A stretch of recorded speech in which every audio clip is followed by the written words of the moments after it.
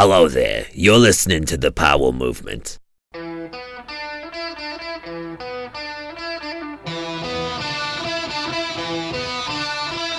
Welcome to the Powell Movement. I'm your host, Mike Powell, and my guest this week has a desk behind the scenes in the world of snowboarding, but Patrick McCarthy is known for his long pro snowboard career. He spent 12 years or so focused on being a pro rider, and then started doing dual duty with a desk job at his longtime sponsor, 686. But Pat's desk job does not make him a desk jockey. He still gets more days than most people, and in a conversation I had with him about the upcoming season, he was more excited to talk about riding and his take on it than almost anyone I've ever had on the podcast. It was enlightening to hear his energy, saying that he's the dude who walks around his yard in his brand new snowboard boots in the backyard all summer long. He does the same thing with his outerwear. He's just getting stoked to start the whole cycle again. And before we dive into Pat's cycles, I want to ask you to do a few things for me. First, I want to ask you to subscribe to the podcast and tell your friends to check it out. If you have any feedback, I'm on Instagram. You can follow me at the Powell Movement and shoot me any messages you like. I will get back to you. Speaking of I will get back to you, I'm also on email. My email is mike@thepowellmovement. Shoot me an email with any questions or concerns, and I will answer it. I also want to thank my amazing sponsors who make this thing happen. They are Evo, Stanley, Spy Optic, and the 10 Barrel Brewery. Now, let's talk to Patrick McCarthy. Top of the morning, Mike. How you doing, man? I'm chilling. How are you doing? I'm pretty good, man. I'm getting over food poisoning I had yesterday where I was just puking out of every orifice in my body. What the fuck? That's gnarly. My mom sent me a big package for the Jewish New Year, and it had some like rotten peanuts in it, and I celebrated the Jewish New Year by throwing up. Dude, your mom took you out? That's harsh. She didn't know she was doing it. She thought she was being nice. She wasn't. Oh, is this audio going to be like quality enough for what you got going on? You sound fantastic. Right on. Yeah, we were going to start like a podcast series with 686, and so we bought all this like techie gear and got it all dialed, and we did a couple of them, but then it's just like we get so busy with everything else. It's hard to like set aside, a couple hours a week to like do this stuff. Yeah, it's a full-time job, I feel like. Yeah, it is in a way. So yeah, I'm down with whatever. I'm full open. So if you got your questions or whenever you want to start, let it rip. Cool, man. I think we start with you are known for being one of the most positive people on the planet, but you're also known for being a dude who has a ton of different nicknames. And I want to get the reasoning behind some of these nicknames. One is Putrick McBarfly. Oh, dude. Yeah, I think that probably pertains to maybe a few years ago, but Putrick McBarfy, actually. Okay. Is how it goes. That probably goes in line with one of the other nicknames, Patrick McParty. Okay. Sometimes what I like to call, you get the Jim Beam flu.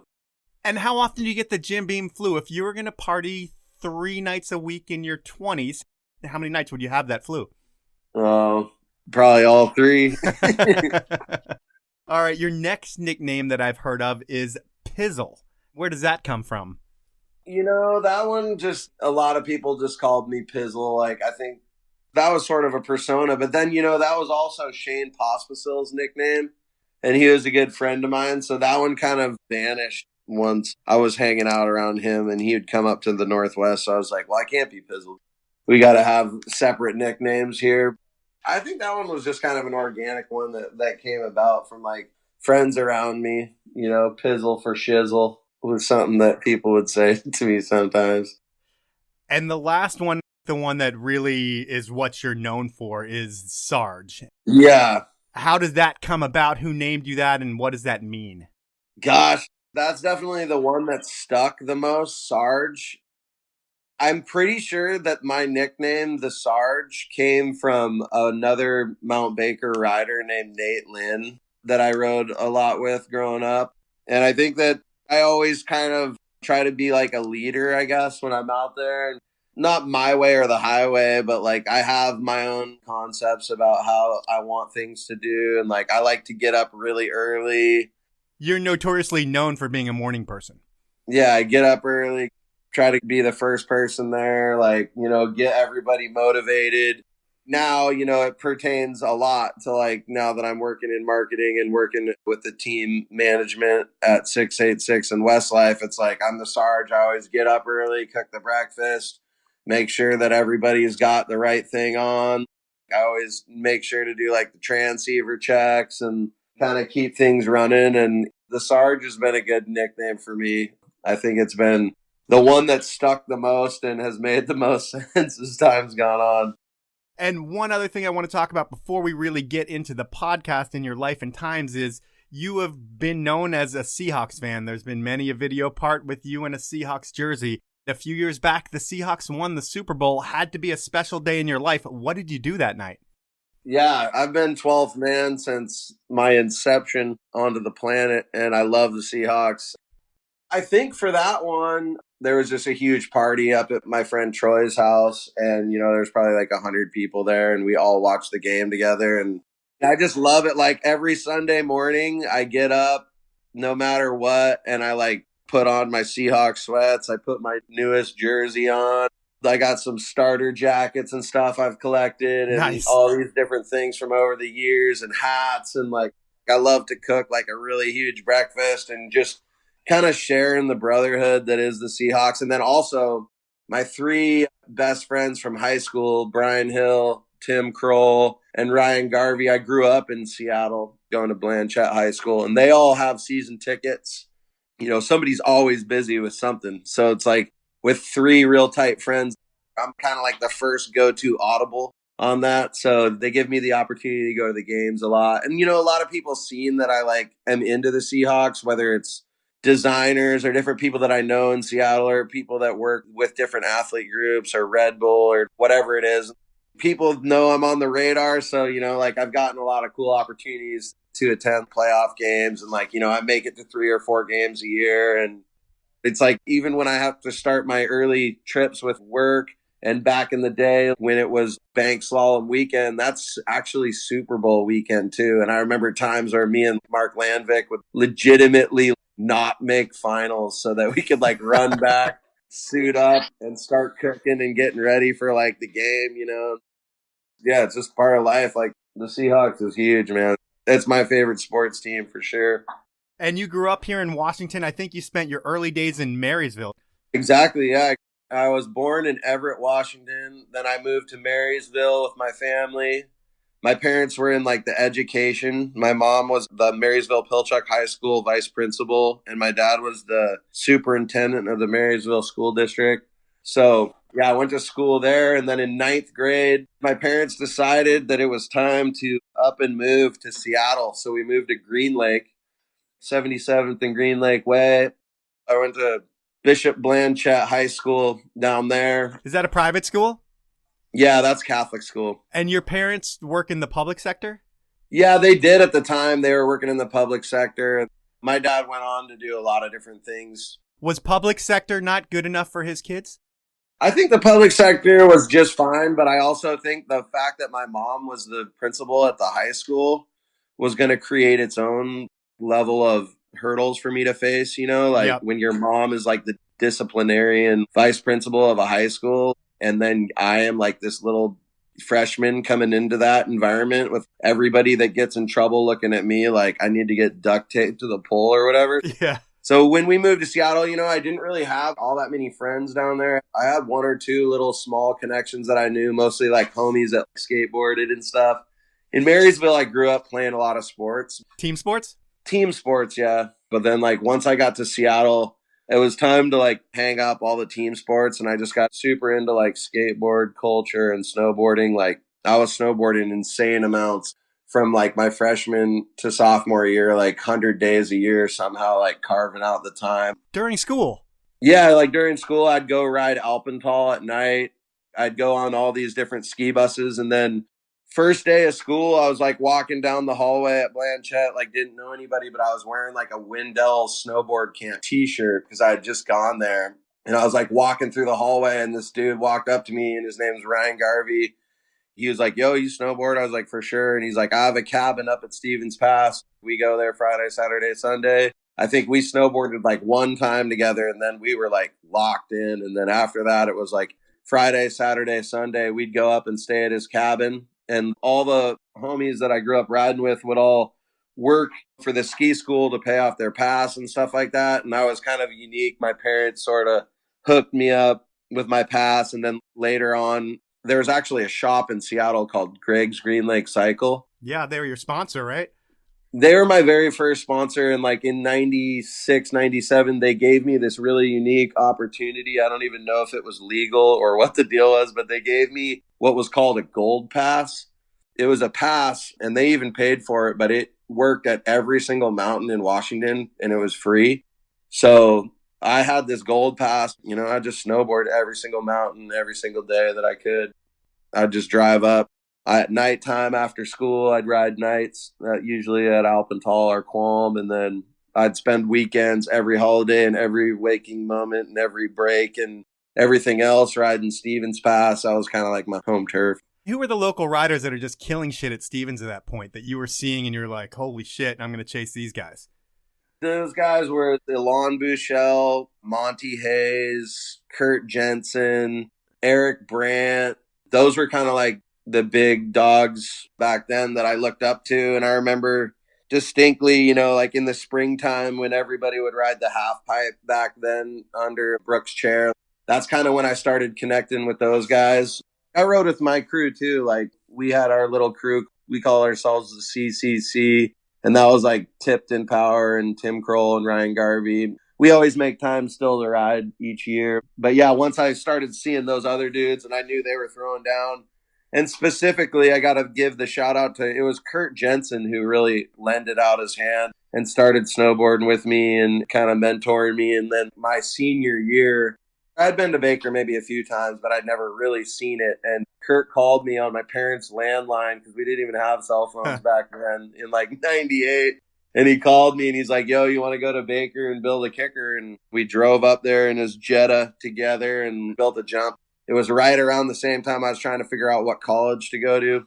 I had a few options, like I got into UW and University of Utah and Western Washington University, and then I ended up bagging it all and going to Western Washington. Because after I went to Baker and I saw the potential, I fell in love with it that springtime. And yeah, this is my 20th year here in Mount Baker. And Baker is a special place to snowboarding and has a ton of history within snowboarding. There's probably a lot of people that'll listen to this podcast that have never been out to the Northwest and they won't know anything about Baker. What makes it so special? I think it's the people. I think it's the fact that Mount Baker's kind of hard to get to for a lot of the populace, like Seattle's kind of far away. There's a lot of other mountain options. Vancouver's far away and there's other mountain options that are closer there, but it's the people. It's the Craig Kelly is a big part of Mount Baker. Like he was kind of one of the earliest, biggest inspirations in snowboarding. And Jeff Fulton and Tex Davenport and Jamie Lynn. There's so many like legendary people that have made it there. But I mean, for me, what makes Baker special is just the terrain and the community, like it's got the kind of stuff that I want to ride and it's challenging and you can push yourself and push your limits. And once you know every little thing, you can go find your own sneaky little paradise on just about any day. So I love it. I bought a cabin up there a while ago in the Rim, and my roots are real nestled in up here. Your riding style is built for a mountain like that. You did contests a little bit when you were younger, probably local stuff, but that was never going to be your avenue to snowboarding. It was always going to be snowboarding in big terrain like Baker has to offer. When you're a senior in high school, you get the idea, like a lot of other Northwest kids, I'm going to go to school at Western. I'm going to ride Baker every day. And when you get there, I think John Lang goes there with you too. And it sounds like you guys lived like the frat life, even though there is no Greek system at Baker, but you were full on living that party snowboard life. Oh yeah, for sure. So freshman year, you're just feeling it out. I was snowboarding a lot. I was meeting some locals. I was very determined at that point, mostly just based fully on progression, personal progression. Like every single summer, I'd put all my housing stuff from Bellingham into a storage unit and I'd go move to Mount Hood and I'd snowboard from June 1st to like August 28th or whatever, like every single day. And I'd work up at High Cascade snowboard camp and just grind and try to learn every trick. And like there you're making a lot of connections too. But yeah, we had like the frat set up on lock. It was like you'd set up your schedule.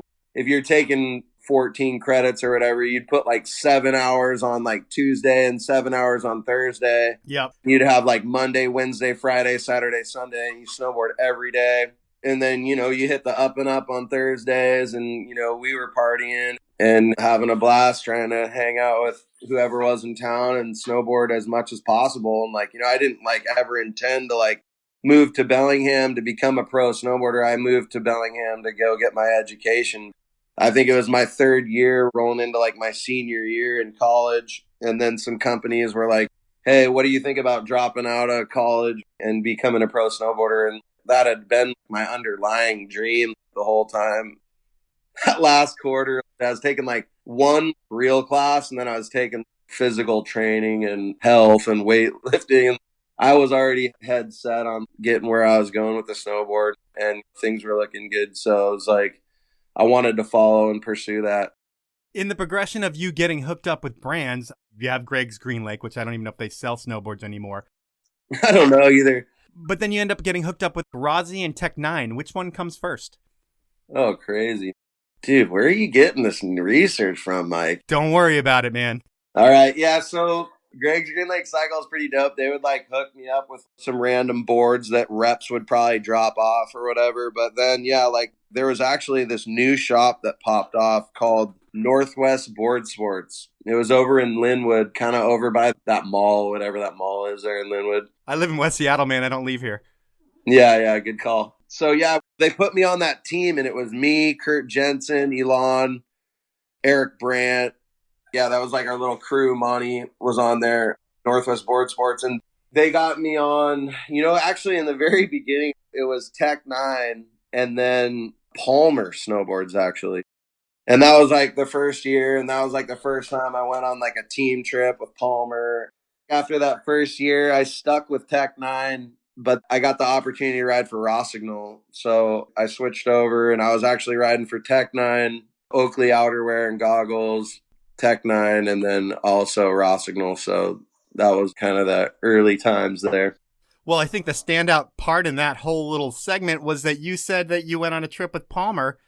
At that point in your career, he has got to be a dude that sits on a pedestal way up high. Snowboard legend, totally different than most people in this world. What's going on a trip with him like? He wasn't on that trip, but, and like, honestly, dude, coming from my standpoint, his style of riding, like, was rad. I definitely have a ton of respect for Shaun Palmer. That dude's a fucking beast, but, like, that's just not really what I was into, Yep. I was more like into freestyle, and I like just down homey freestyle off natural terrain and stuff was already like what I was into. So, I mean, I had respect for it, but I was just trying to figure out those formative years. I'm just trying to navigate the snowboard industry, however it was going to work out for me, and like after going on the trip, I had a blast. I learned a lot. First time going out, shooting photos, cruising around the backcountry, building jumps. I was landing some tricks and stuff, and we actually went to Utah on the trip.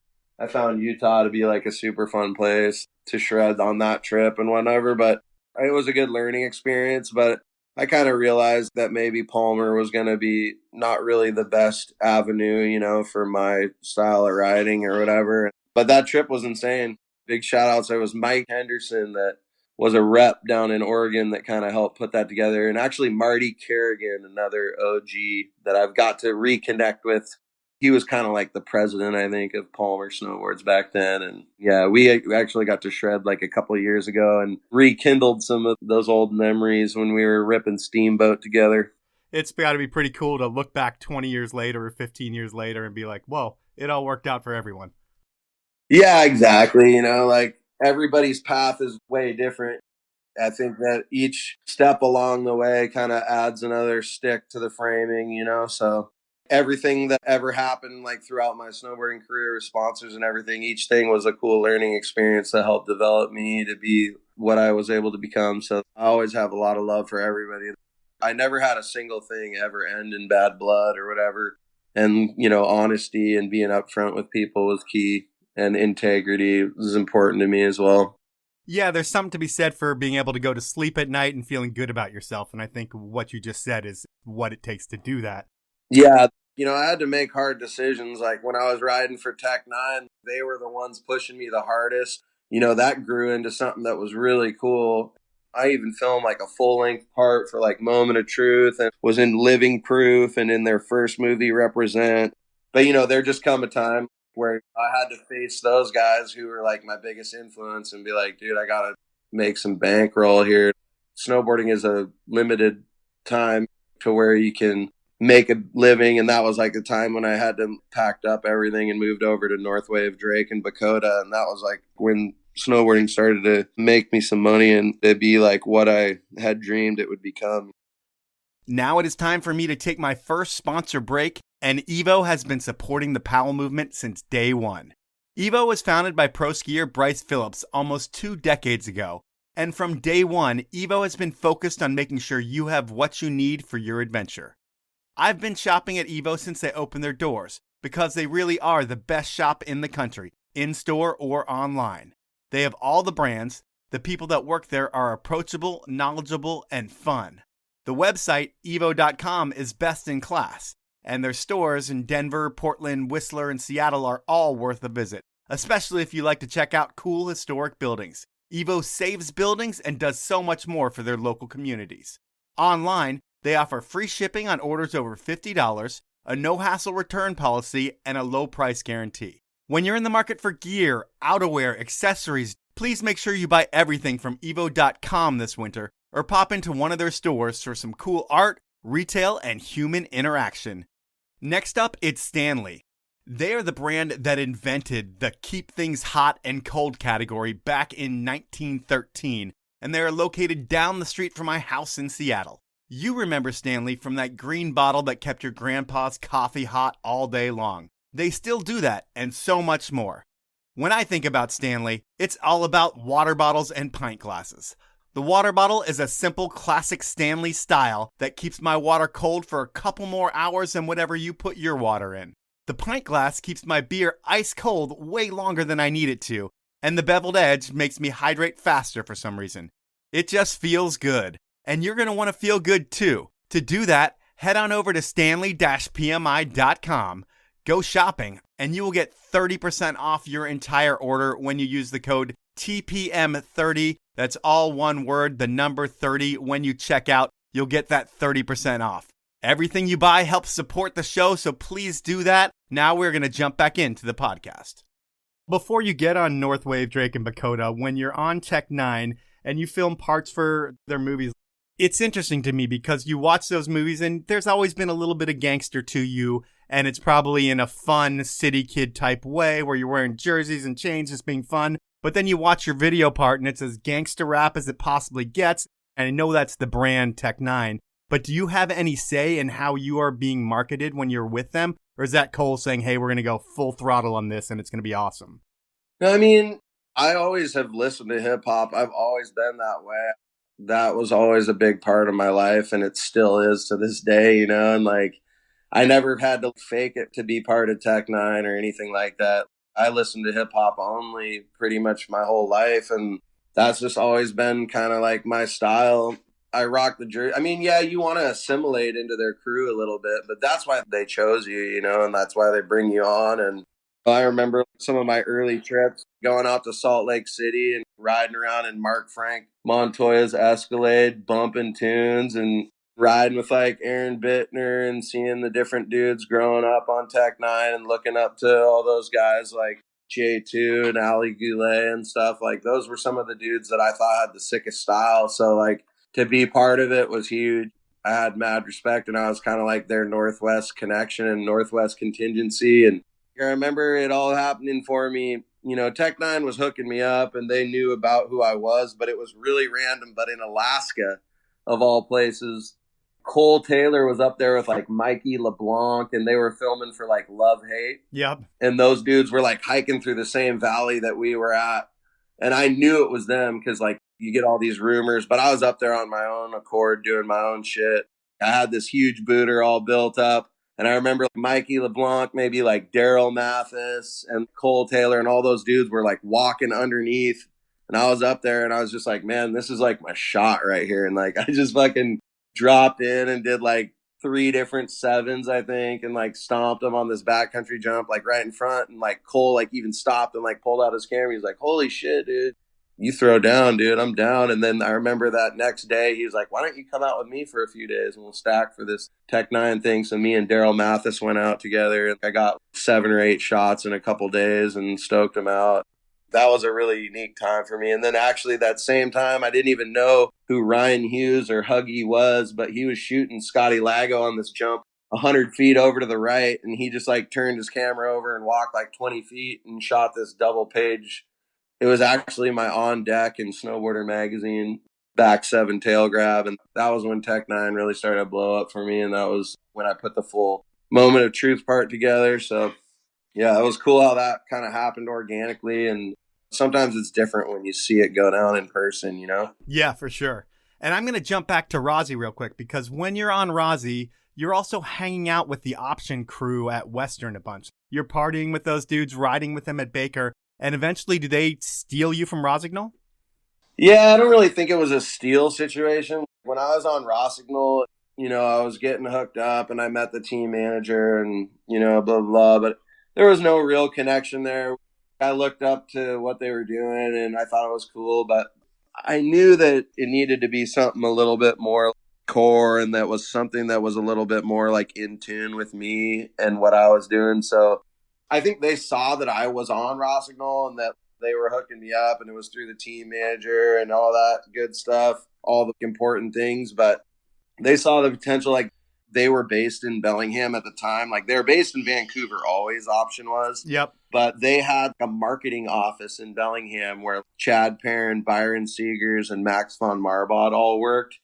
And those dudes were looking for like the next Baker guy. And then, yeah, they kind of brought me in, and I'd go chop it up with them from time to time and barbecue. But they were the ones that were like, "Yo, I think that you could be like a pro snowboarder if you really dedicated." And they saw the footage, and they kind of helped shape and guide me a little bit with all the knowledge that they had from over the years. So like, yeah, once they kind of brought me in, and it wasn't even a situation where I could even go back to like Rosignol and be like, "Hey, Rossi, these guys are going to pay me this amount of money."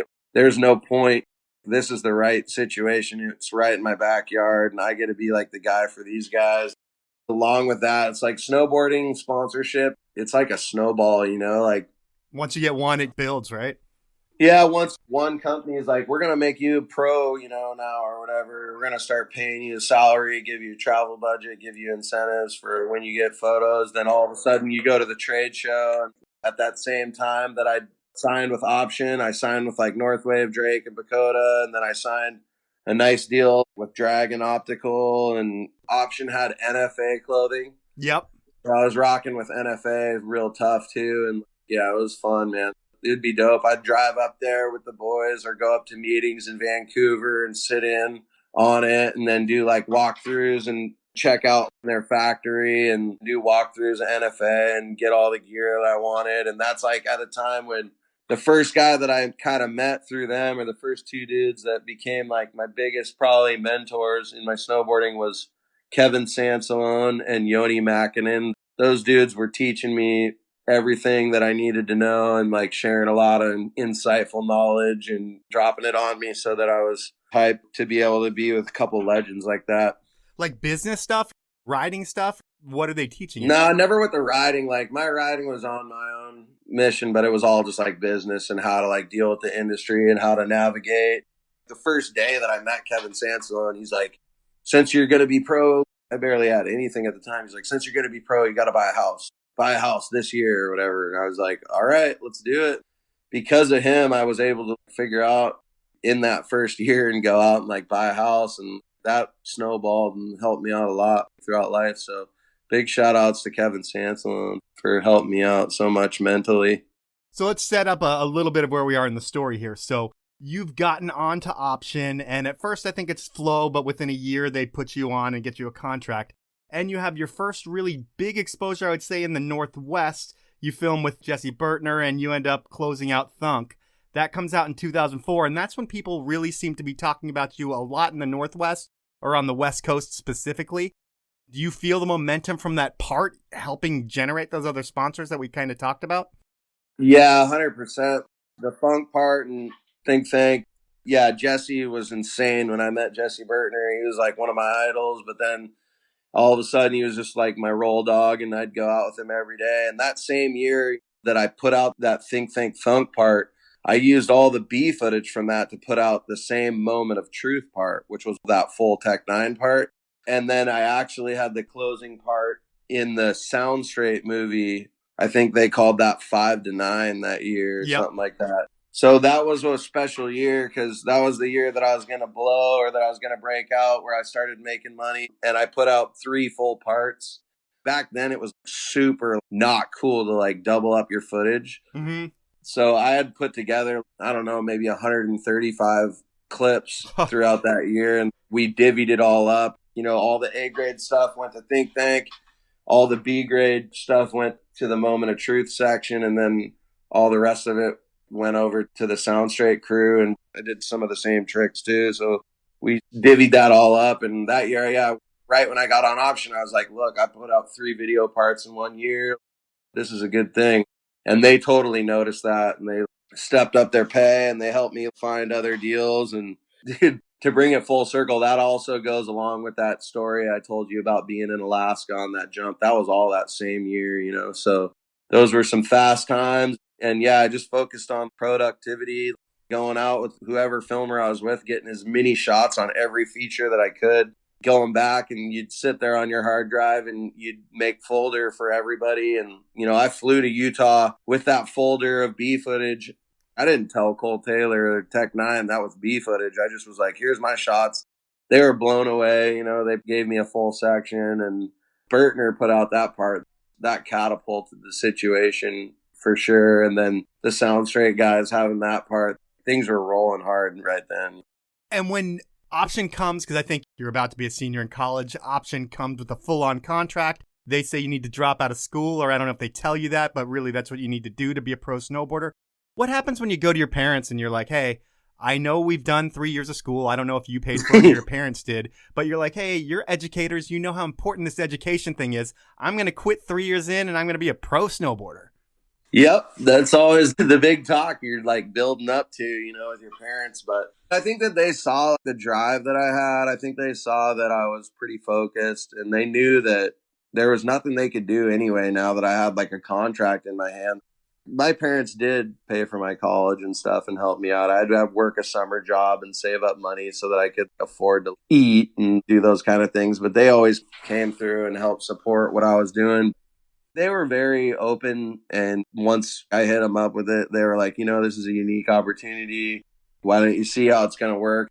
Neither one of us thought it would last 12 years or whatever, Right. You know, but I was pretty hell-bent on making that shit happen, and I was just having so much fun, and I had so many tricks in my head and things that were going on that I wanted to accomplish. And, you know, instantly I'd start making 3 or 4 times the amount of money that I was normally used to surviving on. So things were looking good there, and it was a no-brainer for me. I was kind of doing this new media arts marketing program at Western, and my head was just not in it. I just wanted to be a pro snowboarder, and once I had my mindset to something, there wasn't any way that I was going to waver from my path. When your parents see that with that first contract, you go out and buy a condo, that must be reassuring for them. Like, oh, our kid isn't dumb. He's actually really, really smart. Yeah, I think that helped. I started doing some like amortization schedules with money and mortgages and figuring stuff out like that. And then, you know what is actually really funny? I got to give a big shout out to my dad. When I had like a paper route back in Marysville way back in the day, I made like $1,000 one summer. And I bought 10 shares of Microsoft back in like, I don't even know when that was. I ended up selling that, I think, for about $30,000. It was like $742 I put into Microsoft, and I sold it for like 28 grand. Whoa. And that was like the down payment that I put on that first condo. But then not only that, but like I had just signed my first contract. So I was making enough money to pay the mortgage.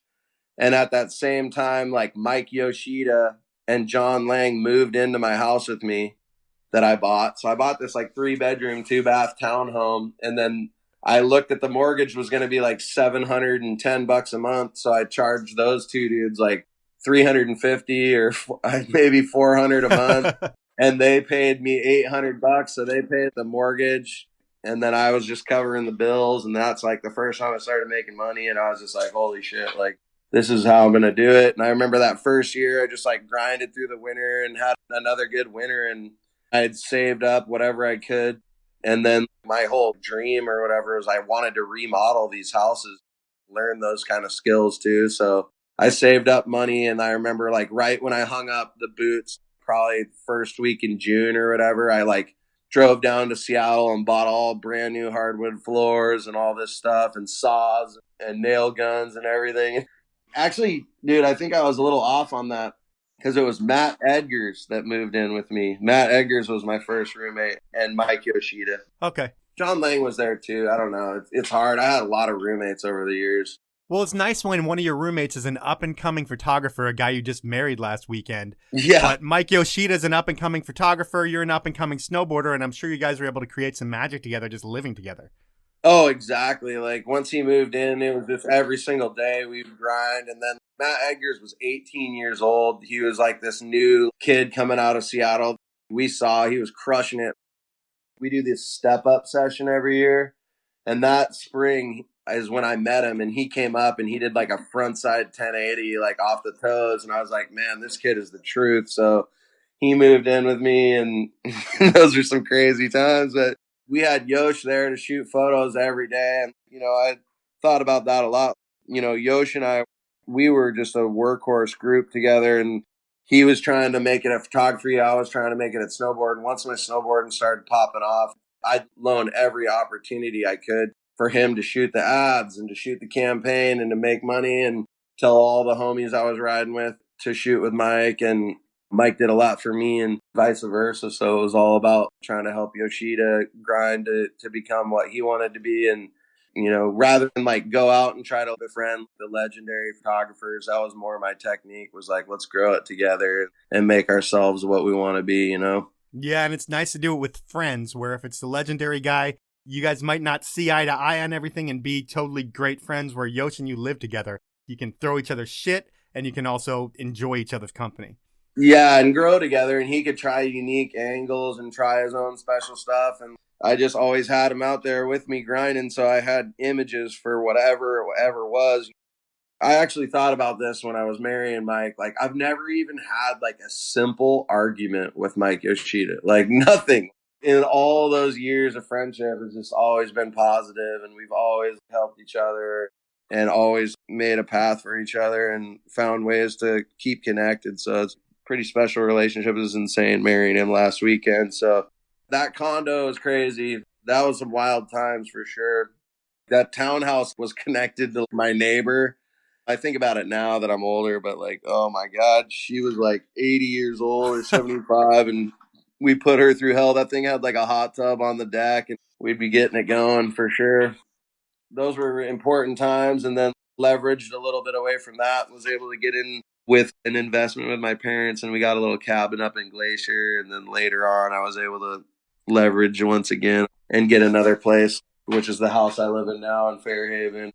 So yeah, those kind of moves are essential. You know, I always think about, like, you didn't want to have like a pro snowboarding career and end up with a cool brand new truck and a snowmobile and a bum knee, you know? Yeah, you've had the same truck for like 20 years, I hear. What the hell, dude? You got the craziest info. Yeah. I've had 2 trucks. I don't like to replace my vehicles much, man. I like to keep the same ones. Like, depreciating liabilities, you don't need those in your life, man. You need appreciating assets. It's time for me to take my last sponsor break, and the brand I want to talk about is Spy Optic. They're a brand that I'm so happy to have involved with the show, because not only do they have an incredible collection of sunglasses, but it's time to think winter, and Spy has been supporting all things snow since they started 25 years ago. Now, they have rad signature collections, game-changing technologies. The Ace EC really is game-changing. 3 lenses built into one, it's future shit. And all their goggles have the Happy Lens, which really sets Spy apart from everyone else. And that's a big reason why you should be wearing Spy. The biggest reason to me that you should wear them is that Spy's goggles look better than everyone else's. I always think the other brands will catch up and fit and finish, but they don't. Spy's look better, and you will look better wearing them. For listening to the podcast, I'm going to make it easier than ever for you to get a pair of Spy sunglasses or goggles. All you need to do is head over to spyoptic.com, do your shopping, and when you check out, you'll get 20% off when you enter the code TPM, the number 20, all one word, and you're done. You're supporting the show, and you're going to look better than you ever have before. My final sponsor is the 10 Barrel Brewery out of Bend, Oregon. They have been brewing my favorite Northwest beer since 2006, and they have a couple of new flavors that I'm going to tell you about. The first is Profuse Juice, a hazy IPA that kind of reminds me of Out of Office. It's got a great flavor, and a percentage of sales benefit the Surfrider Foundation. The second beer, Smash, is a lighter wheat ale that I drank a ton of while I was in Bend. You can't go wrong with either of these beers, and they're great to drink outside. And 10 Barrel is all about drinking beer outside and supporting all things snow. You can find out a lot more about the company and the beer over at Fully Aligned. That's 10 Barrel's brand new podcast that lets you peek behind the curtain over at 10 Barrel. Next time you're at the store, buy some 10 Barrel and support the brand that really makes a difference in the sports we love, the 10 Barrel Brewery. Those are my sponsors. Now we are going to get back into the podcast. You're one of the smartest snowboarders that I've talked to in terms of seeing their career early, taking money and putting it in the right place. We don't really need to talk about how much money you made because whatever you did make, you put into better places and it grew. And that started with you when you were like 8 years old with a paper route buying Microsoft stock. So that's pretty amazing. But in your career at this point, the thunk ender and your sound straight stuff allows you to graduate to Neo-Proto. And the idea of Neo-Proto, when it starts, is it's taking underground dudes that people don't know, put them on a national spotlight on a totally different kind of movie. It's one without super pros. And you get in on their final movie. What did you think of their first two offerings?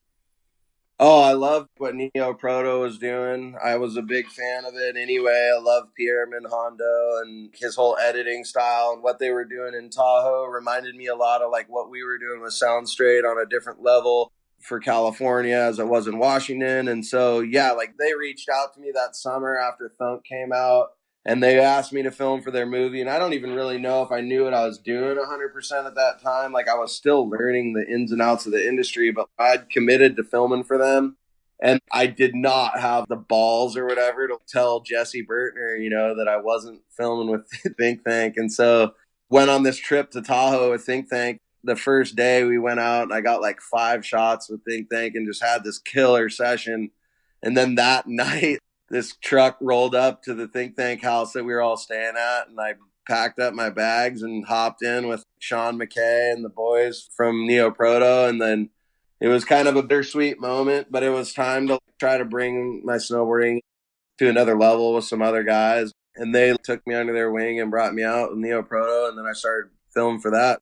And so Some Kind of Life was awesome, man. It was like Corey Smith, I think, had the closer, and that was like Robbie Sell, and Steven Duke was a big homie. Spent a ton of time with him. And Shaun McKay was kind of the dude that got me that whole deal going. So big shout outs to Shaun McKay, who I just stayed with last week too in Oceanside. So he was a big part of bringing me on to Neo-Proto. Before I even bring up Shaun McKay and 686, the last 5 years or so that you're on Option, it's all about team cuts. I've been in that situation as a corporate employee, and you sit in an office and you're all scared on a Friday afternoon as you wait for a dude to come tap you on the shoulder, pull you out, and pretty much kill you. But being a snowboarder, you're not in the office. You know riders are going to be cut, but you just don't know what's going to happen. In times like that, what's going through your mind as a rider seeing people die every year? Yeah. What was going through my mind was during those times, I didn't really even think about getting cut because I was the young blood, I was the new guy for a lot of those first formative years. Some of those guys were getting older, and I was like the new guy on the block. I was still putting out parts, and like I was just putting my focus into like my riding and into my video parts and letting those do the majority of the talking and working on interviews and like putting out stuff. And I wasn't as focused on like, oh God, am I going to get cut? Oh God, am I going to get cut? Like I just wrote it out and I just tried to carry myself the best I could. Like when they had to part ways with Kevin and those bigger guys like Yoni and Kevin, they were ready to move on from being pro snowboarders anyway. Like they had made their run at it. It's a cycle of life. And up until the very last day that Option made boards, then I was like their highest paid dude and they were paying me the most. I was just, blood in. I was all for it, dude. It was never a negative thing. I mean, it was like finally what I look at as my best year ever was when I was filming for the Transworld movie, Get Real. Not to jump ahead, but I was riding for Option all through that whole year, and they actually put up the 20 grand for me to film with Transworld for that video part. Yep. And I remember I was in my hotel room in Alaska filming in the heli, doing my biggest shit ever, putting out my very best part. They called me and they're like, we're going out of business and you're not going to get any of those paychecks that we've been telling you you're going to get and blah, blah, blah. One thing I always remembered after that was like, never take anything personally in the snowboard industry. You know, that's just how it comes and goes, and you get your run at it. And when it doesn't work out, fuck it, dude, just move on and just be grateful for the experience you did have. And it didn't bum me out all that much. I was still riding with my homies up there. I was doing real good at that time anyway. So I was just moving on and ready to face like the next hurdle. We said that Option went out of business, and we definitely got ahead because first NFA goes out of business. It opens the door, I think a year or so later, for you to connect with 686, which is, I'm sure, the brand that you care most about in snowboarding. Oh, hell yeah. How did that start? Was that a Shaun McKay intro? I know you were filming something in Big Bear. It was damn, dude, you got craziest knowledge, man. So basically the way I looked at it was like I was very business minded with the snowboard and stuff. When Option hit me up and they're like, dude, we're closing the door on NFA, all I looked at that as is like, well, I'm going to renegotiate my contract with you guys, keep it at the same level, and then I'm going to be able to go out and get myself an outerwear sponsor. This is a win-win for me. Like, that's the way I was looking at it at the time. So, like, yeah, I remember I was down in Southern California, which I would do every year. I'd buy my own plane tickets, fly down to San Diego, go stay with Shaun McKay. We'd go visit the magazines. We had a huge movie premiere for one of the People movies that I filmed for that I had a full part in. Yep. And I was just kind of kicking it around the premiere there, and I met Kristen Cusick and Will Red, and they knew NFA was no longer whatever. And so like, that's kind of where it started. And I remember that fall, like I went down for a preseason ride to go ride Big Bear for like a dragon thing or something. I don't even know, but yeah, I ran into Will. We were just shredding the park together and bullshitting. And then before I knew it, 686 offered me a contract to kind of be like their Northwest dude. And that was like at an absolutely perfect time. So that right then, when I signed with 686, I had a contract at that point with Dragon, with Option, because Option was still cranking for like 2-3 more years then. And then 686, Northwave, Drake, Bakota, Dragon. I was getting a little bit of love from Nixon and One Ball J and Spacecraft, Snowboard Connection. I had quite the list back then. Kind of like the heyday for me during that time was everything seemed to fall into place. Every team manager I started to connect with was down to ride with me. And that's like when I had the best setup ever. And I think it's around this time, and it's not really the most positive thing they could bring up in the interview because everything's going so well for you right now. I don't know the details about it, but I think you were in like a horrific car crash that I don't know if it changes the game for you, but it probably changes your outlook on life. Hell yeah, that definitely changed a lot of really important. That was a crazy time. Yeah, we were doing Bellingham style stuff and getting rowdy, and yeah, we ended up in a car wreck downtown on Holly Street going like 110 miles an hour. We smashed straight into a church. Jesus. And Mike Peterson, Mikey P, he passed away that night. Yeah. Those are tough things, but yeah, me and Tara Kolsevold were in the car with him, and I remember he flew out the front windshield. They had to bring in the chainsaw and like chainsaw the car up. It was so smashed, and I woke up that next day in the hospital. I had broke my sternum chest plate bone in half, and like I broke 10 ribs in one. Like the seatbelt just ripped through my rib cage, and now those were some crazy times. I was rocking hard with all my sponsors at the time, and going into that season was hard because I needed to take some time to heal and things, you know, and I got to give a lot of big shout out to all my sponsors. For the majority, they all stuck with me through that time, you know, and then I was doing physical therapy. I was like doing every single thing I possibly could do to get my body back to like where I wanted to be. Because I just was hella motivated at that time for like Mikey P. You know, like I was like, my friend did not die in vain. He was a big snowboarder growing up from Montana that rode for Burton. And he was just always one of my biggest fans, I feel like. And so I put my sled up on my truck and I was like, my ribs and everything, I was just like healing up. I was feeling healthy somewhat, but I was wondering, you know, and I was just like, you know what, I'm just going to go on a trip to Whistler into the backcountry on my snowmobile, even though I shouldn't yet, and just start going through the motions and start getting out there again. And I'll just help the team and help the crew and help dig the booters. And like, that'll build me up. And yeah, I went out. It was me, Shaun, McKay, and Louis Fountain. And we were filming for People. And we went out to Seagram's. I'll never forget it. First day, I'd even thought about snowboarding or whatever. And we hoss all the way out there. We find this like beautiful fucking pitch, money jump, and like build this huge wedge and get it all sorted out, set up. I think Louis got a hammer right off the bat, of course, like always. And then Shaun got like a shot on it. And I remember just like being down there and I was like, dude, take me up there, and got like a front seven tail. Perfect. First thing that I ever did after that wreck. And I was just like, dude, it's all going to be okay.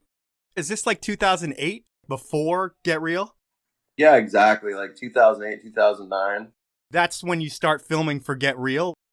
No, that was maybe 2 years after that, because with the MacDog People crew, we did 3 movies. Okay.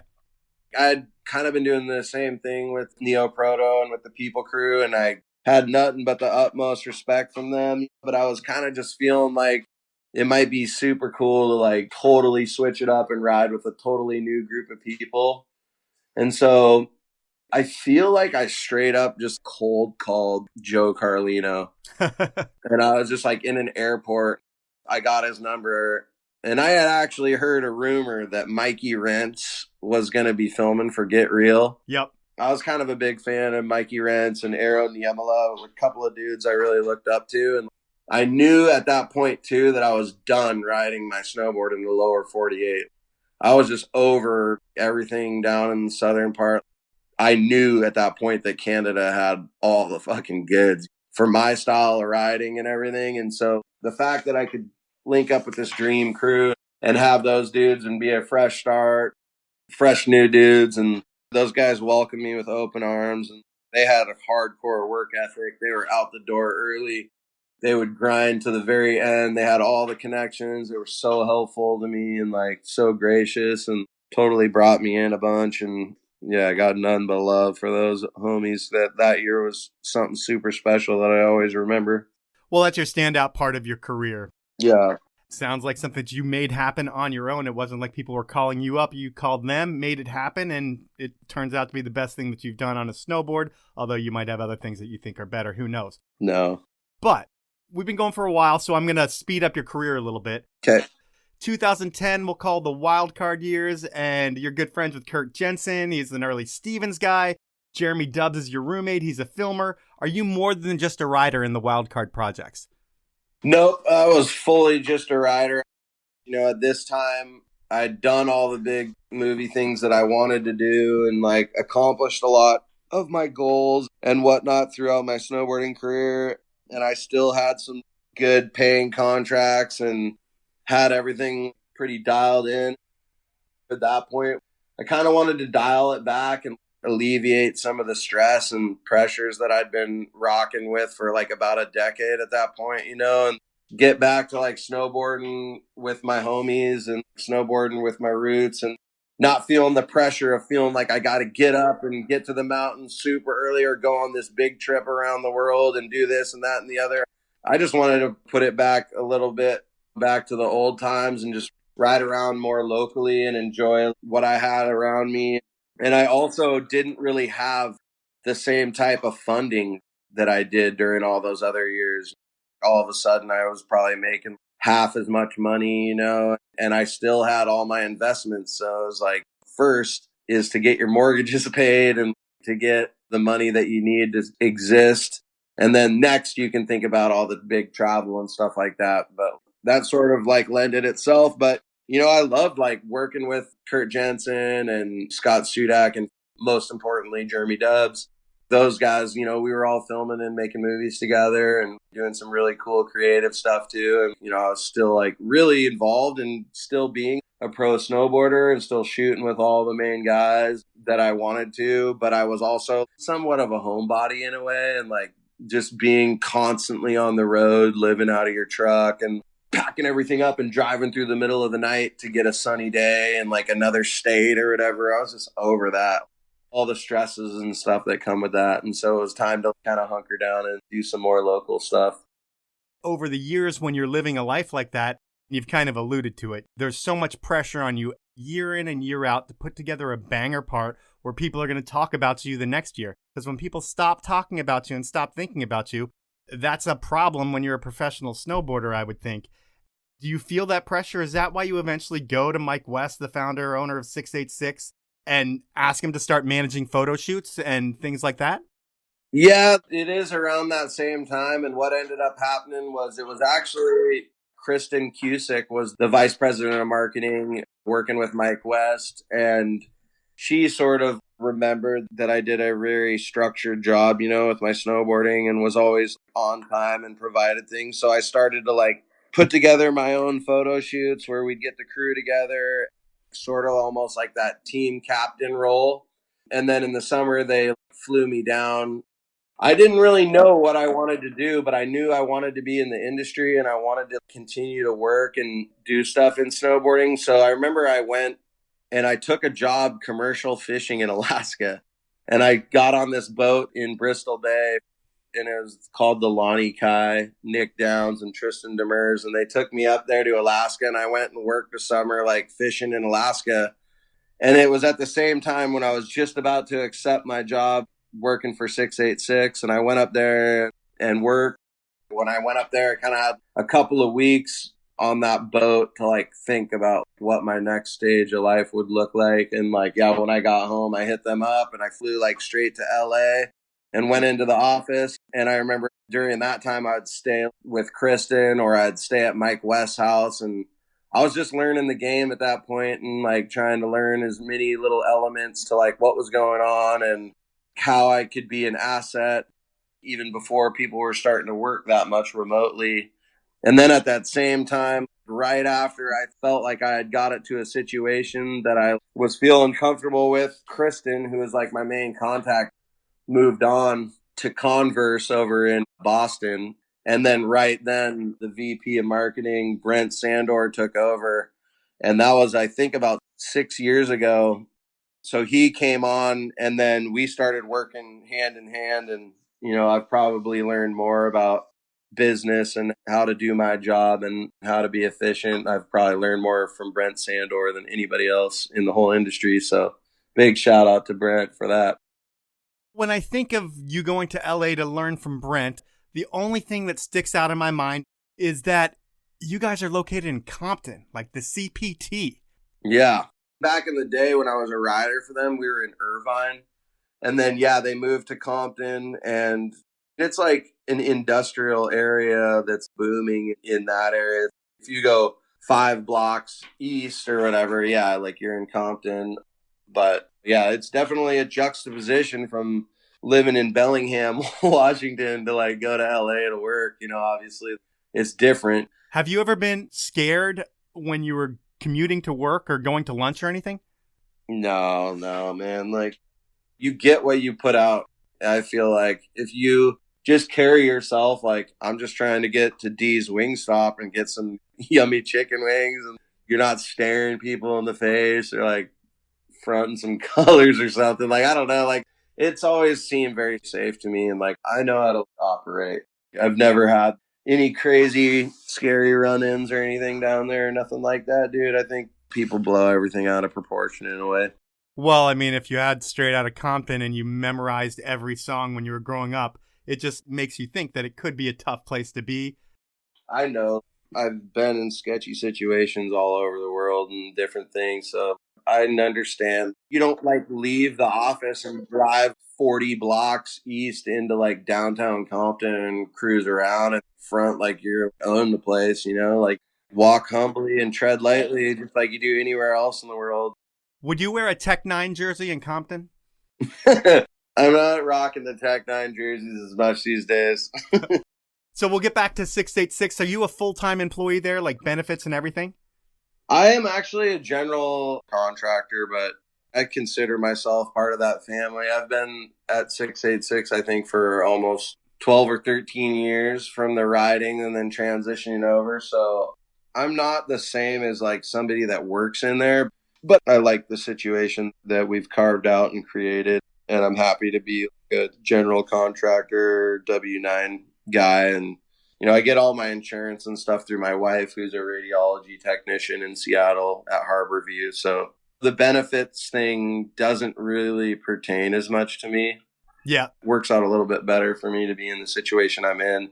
It's just been such a fun outlet for all the knowledge and things that I picked up and gained over the years in the snowboard industry, as far as like, you know, I know like every filmer, I know every photographer, I know everyone at the magazine. I know all the riders. I know what the riders have gone through. I know what they're going through. I know the question they're going to ask me before they ask it to me. I know how they feel when they're on the road and they're running out of money and they're working, grinding on their video part, and they have these questions and these things. I definitely feel like it's a important bridge that I can form between the brand and that to like bring authenticity to what they're doing.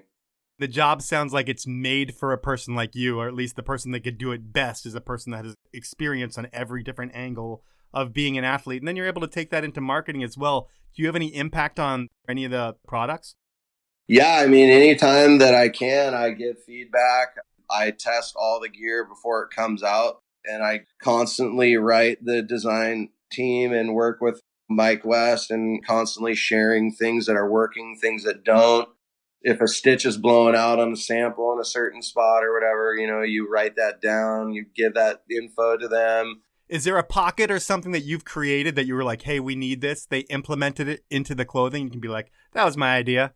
Well, I had like signature outerwear and stuff that I designed when I was a pro for them. Like, Yep. I don't necessarily know if there's anything that I've changed the game with, you know, but just like little things along the way here and there and cuts and fits that we like. And Mike West and the whole design team, you know, Robin Mavis and Kat Bell, and everybody has some input into it.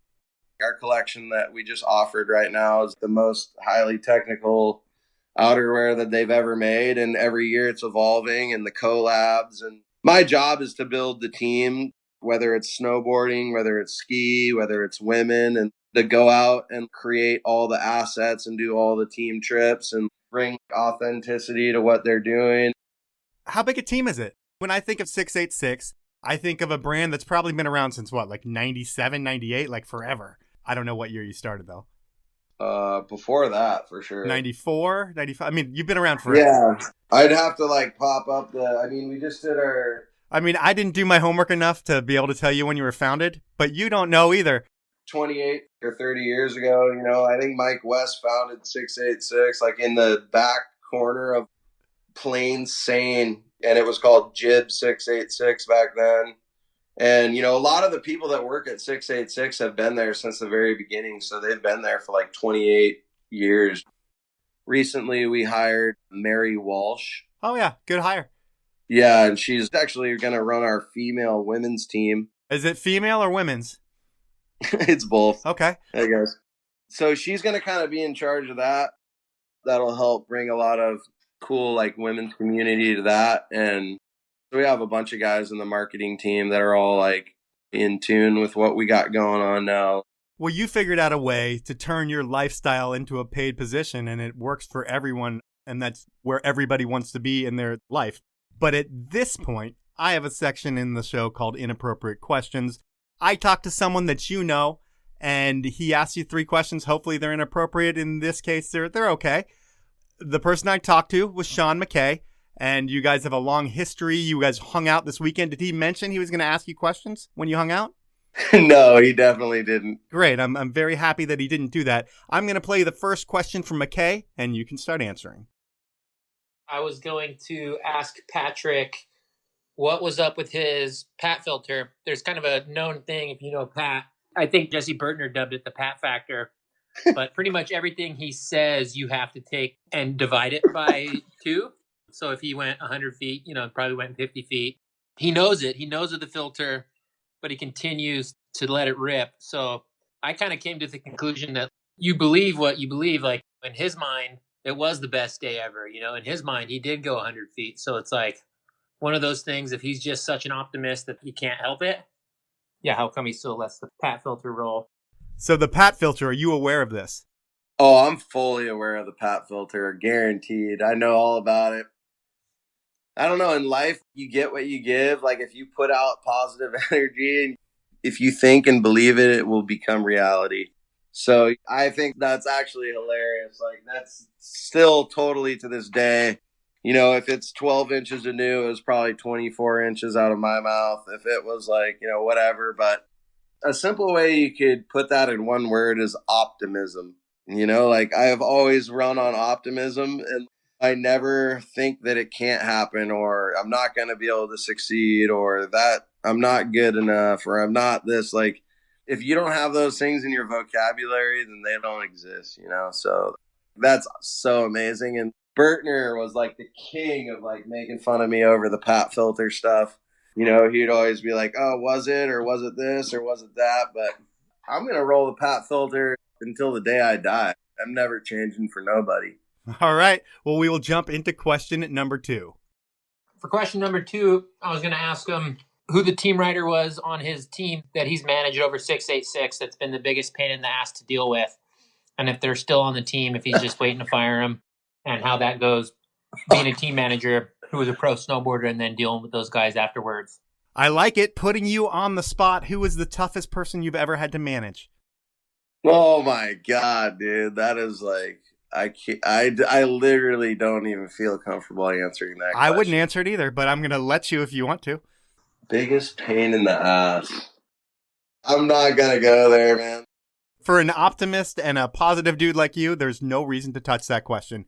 I absolutely love that. That's an awesome question. But, like, whatever that person was, they know what it was all about. And, like, that's something that I feel like could be, like, kind of a funny spot for me to be in to say that. And I'm not really willing to share those experiences. Okay, so there's definitely a person that was from inside information, not just a blind question, but you were smart and you didn't answer it. You've been smart your whole career. We'll go into question number 3.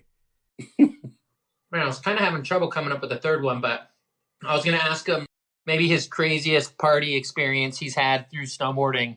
He's a lovey dude. He's great to tell you how he feels about you at any time.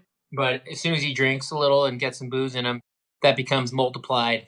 And he's got a gift for chatting it up and using his charisma and good chatting skills to get far in life. So I wanted to know his take on like what his partying has helped him accomplish in snowboarding. I know I was sober for a long time snowboarding and decided to take up drinking to help kind of break the ice in a lot of situations, and it definitely helped. It's just one of those things, but I was interested to get his take on what that has meant for him, especially now that he's a team manager and having to continue that party lifestyle. Maybe share his craziest thing that went down through partying and snowboarding. So lots of different questions there. The only question we really need to get out of this is, what is the craziest experience that you've ever been in? Earlier, you mentioned that you've ended up getting in fucked up situations all over the world. Shaun was asking how partying has helped you get jobs in snowboarding or help snowboarding or something. Didn't really make that much sense. So I just want to know what your craziest situation was ever. One that like pops off to me right now, like that is kind of unique or whatever, was I think it was this 3 years ago. I was out in Colorado for an event. Me being like a really big hip hop fan. Straight out of Compton. Yeah, I've always been big into hip hop, and I just like love hip hop music. It's all I listen to, and I just go so into it. And I was like partying in Colorado, and I was just all by myself outside. I had this big spliff that I rolled up, like a big doobie. Yep. I'm standing there, and I'm just about to spark it, and boom, the doors fly open, and YG walks out of the doors with Burner. And YG like looks down, and I'm wearing like Chuck Taylors, and he's like, nice Chucks. And I was just like kind of fucking like froze, dude. I was like, because they had like this huge entourage of homies with them too, but I kind of froze up. But then I just like looked up, and I was like, YG. would you like to smoke this spliff with me? And I like spark it, and he's like, hell yeah. And he like chilled out with me, and we smoked the spliff. By the time the spliff went over to Burner, like Burner was kind of butthurt because he owns all those weed companies and he has like the best weed in the world or whatever. Uh-huh. So he was just like, dude, we can't be smoking that. And he like busted out like 1 million like blunts or whatever. And we all smoked down together. But like, yeah, I think that was one in the last few years that I remember just like smoking a doobie with YG. You know, I was probably bumping YG on my way to like go down to Colorado for that trip. So, you know, there was a lot of other nights where a lot of crazy stuff happened, but sometimes you don't always remember it all. So it's like kind of crazy how things go. But yeah, that was one thing that I like look back on that I remember was pretty hilarious. It sounds like a movie. And your whole life has been like a movie, man. You went to school, you're going to be a good superintendent and vice principal's kid and finish school, but you decided to drop out and do that crazy thing called snowboarding, and you made a run of it. You've been in the business, what, for 20 years now? Probably 18 years in the business now. And you've never sold your soul. You've always kept it real, and you've always seemed to be like a good, awesome dude who can snowboard like not too many other people, man. I thank you for your time. That's the podcast.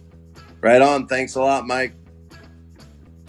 So that was time with Patrick McCarthy, and the first thing I want to do is give a shout out to Pat.